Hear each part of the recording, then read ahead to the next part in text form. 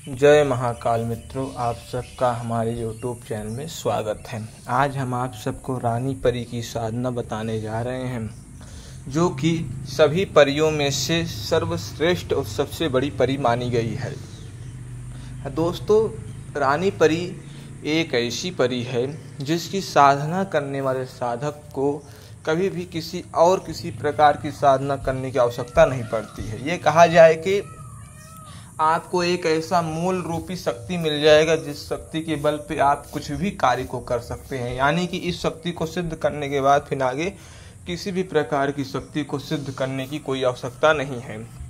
आपके सभी कार्य, सभी आपकी इच्छाएं ये एक ही शक्ति पूर्ण कर देगी। बस आपको इस परी की साधना सिद्धि का विधान, जो कि मंत्रोपद्धत नहीं है, रानी परी का यह विधान एक नियम करने पर ही सिद्ध हो जाता है। कोई मंत्र पढ़ने की आवश्यकता नहीं है। हाँ, कुछ ऐसे साधक गण हैं जिन्हें नहीं सिद्ध होता, उन्हें मंत्र भी दिया जाता है। दोस्तों, मंत्र गुप्त तरीके से दिया जाता है, क्योंकि मंत्र बहुत ही गूढ़ और बहुत ही गुप्त चीज़ें हैं। अब आपको हम बताते हैं रानी परी की साधना, जो कि एक दिन में ही सिद्ध हो जाती है।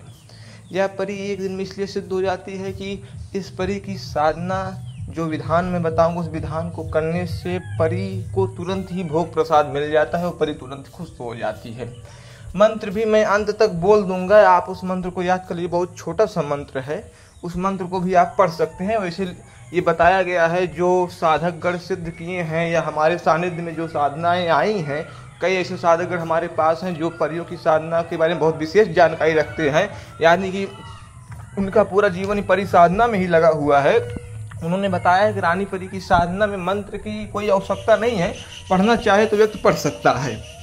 अब आपको हम बताते हैं इसका विधान किस प्रकार से नियम को करके परी को सिद्ध किया जा सकता है। इस रानी परी की सिद्धि के लिए आपको पहले हेरना है चिचड़े का पौधा, या आपको अमलतास का पौधा देखना है। दोस्तों, हमारे ग्रामीण क्षेत्रों में उसे ढाक नाम से जाना जाता है, ढाक का पौधा कहा जाता है, और कहीं कहीं उसे अमलतास का पौधा कहा जाता है। आप नेट पे सर्च करके देख लेंगे अमलतास को, पौधे को क्या कहते हैं। उस पौधे को आपको देखना है, जो कि झाड़ियों में बहुत विशाल पेड़ होता है, छोटे छोटे उसके पत्ते होते हैं। वहाँ पे आप जाइए, सफ़ेद रंग का धागा लीजिए, धागे पे 21 गांठ लगाइए और उसके पेड़ के जड़ पे 21 बार लपेटिए। आपको ये काम सुबह लगभग 7-8 बजे तक कर लेना है। ये काम कर लीजिए ताकि कोई देखे भी ना, आपको कोई टोकने वाला ना मिले। देखे तो कोई बात नहीं। दोस्तों, उस पेड़ के तने पे 21 गांठ लगा के धागे को लपेटिए। धागे को गट्ठी मतलब मारिए, लपेट के उसी में छोड़ दीजिएगा, चिपका दीजिएगा पानी लगा के। उसके बाद उसके जड़ में 1 लोटा जल डालिए। उस जल में चंदन मिला दीजिएगा और इत्र, गुलाब का इत्र मिला के उस पेड़ के जड़ में 1 लोटा जल आपको डालना है। जल डालने के बाद आपको एक सफ़ेद रंग का 100 मीटर कपड़ा जल डालने के बाद उसके जड़ पे लपेट देना है। ऊपर जहाँ आप धागे लपेटे हैं उसी के ऊपर फिर कपड़े को लपेट देना है। पानी लगा के दोस्तों चिपका सकते हैं कपड़े को आप। फिर उसके बाद आपको वहाँ पे धूप बत्ती करनी है, खूब अच्छी महक वाली एक धूप बत्ती आपको वहाँ पे लगानी है दोस्तों। उसके बाद अब आपका वहाँ से पूजा एक प्रकार से पूर्ण हुआ। फिर रानी परी से प्रार्थना करना, हे रानी परी आप हमें सिद्ध होइए, आपसे हम सभी प्रकार के सत्कार और अच्छे कार्य करेंगे। इस प्रकार से आप विनती कर लीजिएगा। उसके बाद आपको 15 मिनट उसी के पेड़ के आसपास रहना है, घूमते रहना है, बैठ जाना है, आप कर सकते हैं। उसके बाद उस जो सफ़ेद रंग का कपड़ा आप उसमें लपेटे हैं, उस कपड़े को निकालना है, निकाल के लाना है।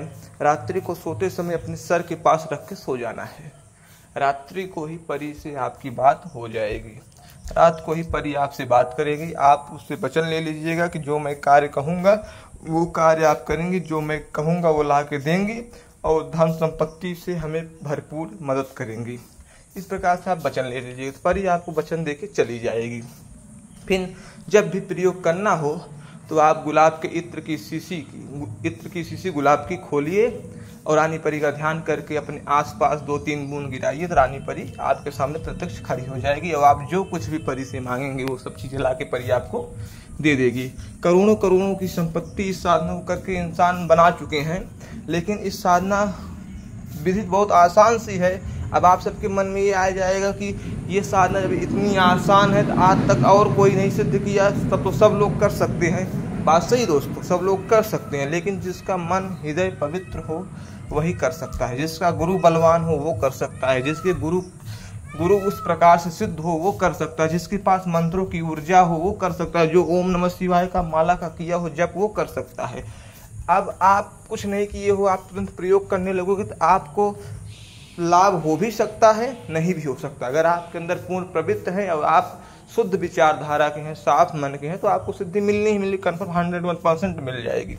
लेकिन अगर आपके मन में तनिक भी खोट है, अगर साधना से कुछ गलत करना चाहते हो तो आपको सिद्धि नहीं मिलेगी।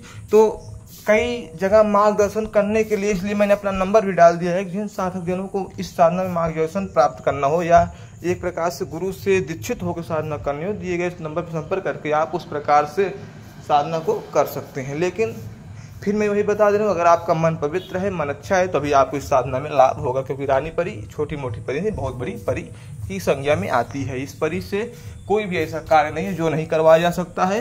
करोड़ों करोड़ों की संपत्ति, धन, ऐश्वर्य, सोना, चांदी, रत्न सब कुछ ला के ये आपके पास रख सकती है। इसके पास इतनी पावर, इतनी शक्ति है।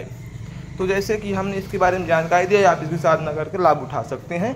बाकी किसी प्रकार की और साधना करने के लिए दिए गए नंबर पर संपर्क करके साधना को कर सकते हैं। जय जय महाकाल।